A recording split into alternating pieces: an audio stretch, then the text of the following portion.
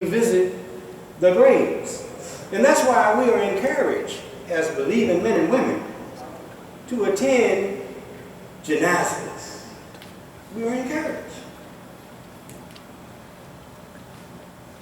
And he goes on and he says, Kalla sawfa ta'lamun.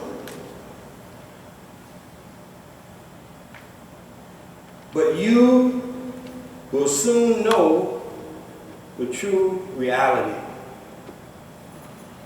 Brothers and sisters or believers, this is the true reality.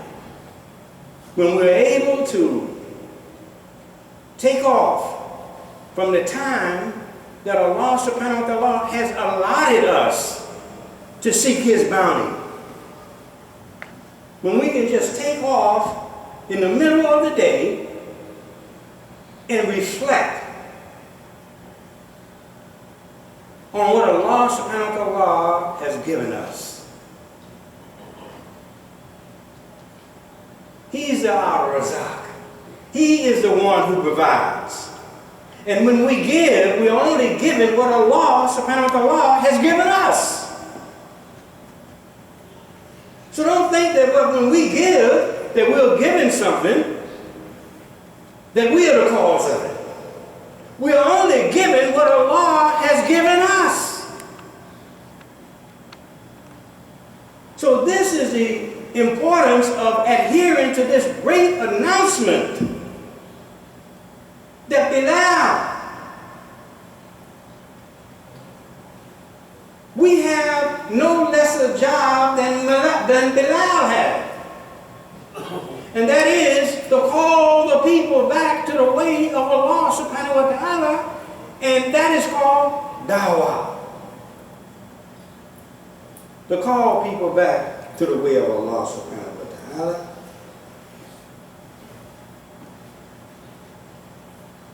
Kalla la ta'lamunna ilmal yaqeen. No, were you to know with certainty of mind, we would beware of that great announcement. This word here in Arabic, yaqeen, is very important. Yaqeen means no doubt, that this is certain. Allah is letting us know certainly. And then He says, لَتَرَوَنَّ الْجَحِيمَ. You shall certainly see hellfire. Hellfire comes in different forms. Allah subhanahu wa ta'ala says of the munafiqun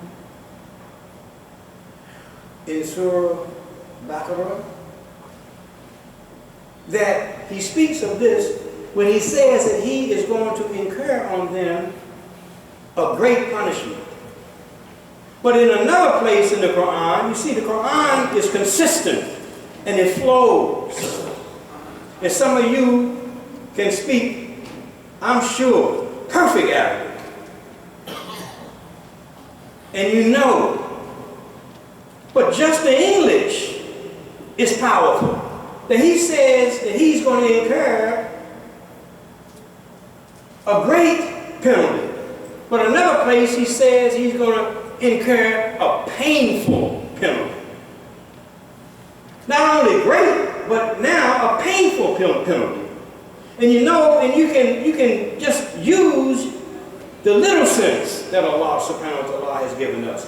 That when we have an injury, or when we have a sickness, or a disease, and it's painful, we learn to adapt to that pain. But when you have this painful penalty, it is something that we can't adapt to. So Allah is letting us know about this munafiqun. about the one who Muhammad the Prophet sallallahu alaihi wasallam, and see, when he's talking about the Munafiqun in Surah Al-Baqarah, he's talking about this special one. When Allah subhanahu wa ta'ala says that first he is going to cover their heart, harden their heart. And then in another place in the Quran, I think it's in Surah 45, where Allah subhanahu wa ta'ala says that not only is he going to cover their heart, but he's going to seal their sight and their hearing, and they'll become mute. Now these are special people. These are special people that Muhammad the Prophet sallallahu alaihi wasallam during his time, every day they were questioning him, and every day he was defining Al-Islam to them. And they would sit right there and they would listen, but they would never accept what he was saying. So Allah is talking about him, that they are going to have this painful penalty or punishment. Now, we have to understand in the Quran, Allah is not talking about everybody, because He has created this human being with an unlimited capacity to change. But Allah speaks very harshly of the one that heard Muhammad the Prophet sallallahu alaihi wasallam day in and day out, and they still rejected Muhammad the Prophet sallallahu alaihi wasallam. So if we took it and didn't understand, then we would say, well, there would be no use of doing da'wah, because Allah has already stated that He's going to punish them. No, He wants us to do da'wah, because there is, as I stated, this unlimited capacity for this human being to change and build on the good nature, the deen al-fitrah that Allah subhanahu wa ta'ala has instituted in him or her. There are three, in closing this part of our talk, there are three kinds of yaqeen, which is the certainty of knowledge. And there is one that the first is certainty of mind, when we have certainty of mind and intelligence. We hear from someone else, or we have this inner ability from within, something that we value very deeply. And then we have things of life that's better, and not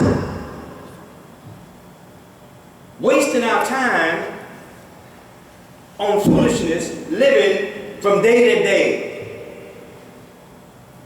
But we take life serious.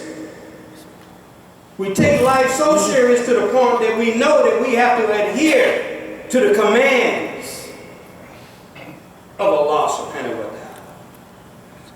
We don't have a say. When Allah subhanahu wa ta'ala says, leave off business and traffic and adhere to the great announcement that's being made to not just Florida, but to the whole world.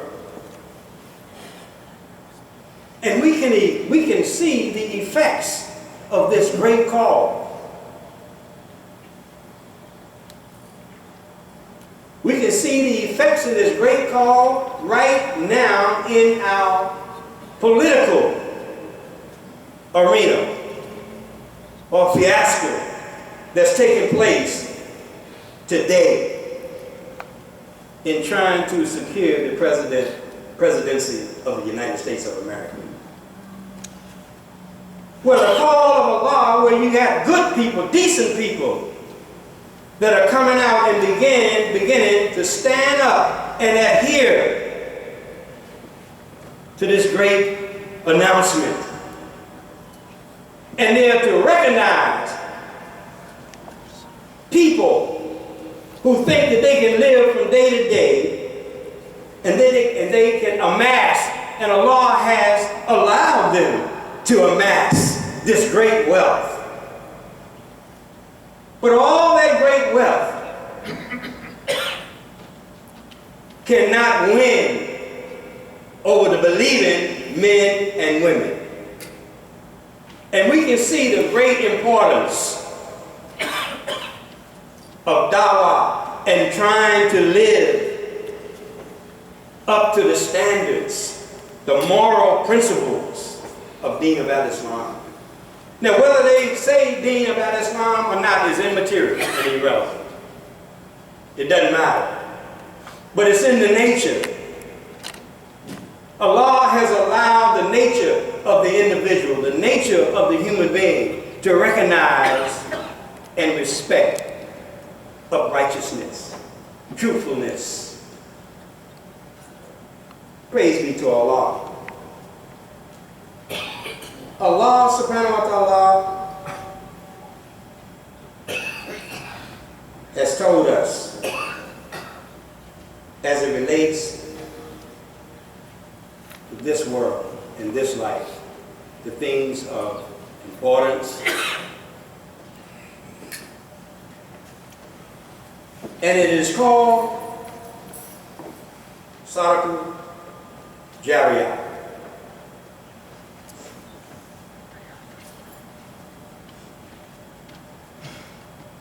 It was reported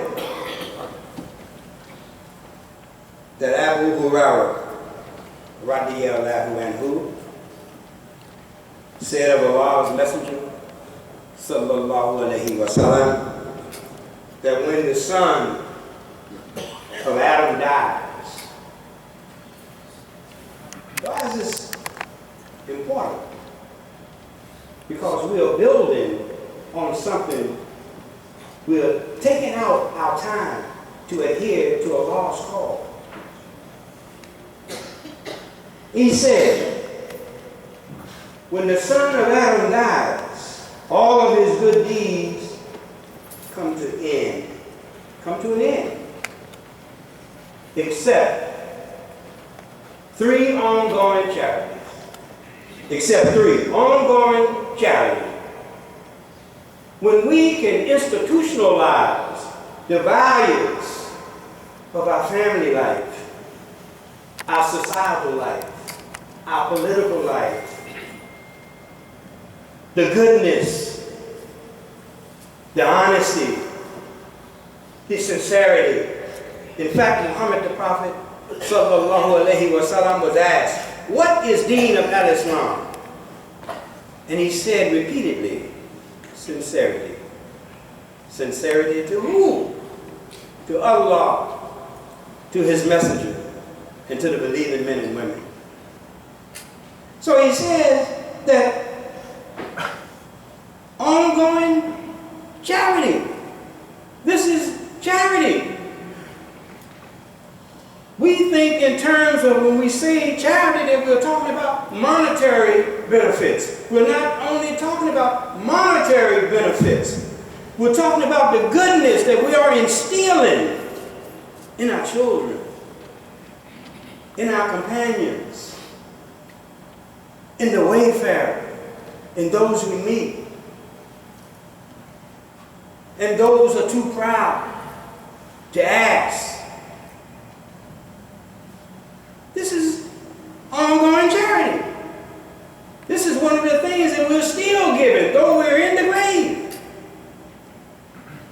And then he said, beneficial knowledge. Knowledge that benefits. Not just random knowledge, but knowledge that our children can build upon. Whether we have a legacy of money, wealth, whatever, if we just have an idea, a good idea, that they can build upon, that's beneficial knowledge.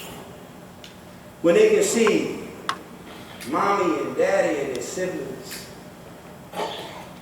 rushing to the call, just like the Sahabas rushed to the call when they didn't have mounts to go fight. They cried. Some were too old to go and fight with Muhammad the Prophet ﷺ. They were hurt. And they can build on that knowledge. That's knowledge. Some of us may never be Hafiz. Some of us may never read Quran in the Arabiya perfectly. But that beneficial knowledge that we left our young boys and girls, we have set off or ignited in them the seed of taking it further. And isn't this the thing that we want as parents, to see our children progress more than us? But they had to have something to build upon. Yes. So this is what is called beneficial knowledge. Knowledge that benefits while we're gone. And Allah subhanahu wa ta'ala says, think not that the believers are gone. They are not dead, for they live. So they live in our children, they live in the believing men and women. So nothing is of naught. And then he said, or a righteous son or daughter who will pray for them. This is something that Allah subhanahu wa ta'ala has shown us in the mercy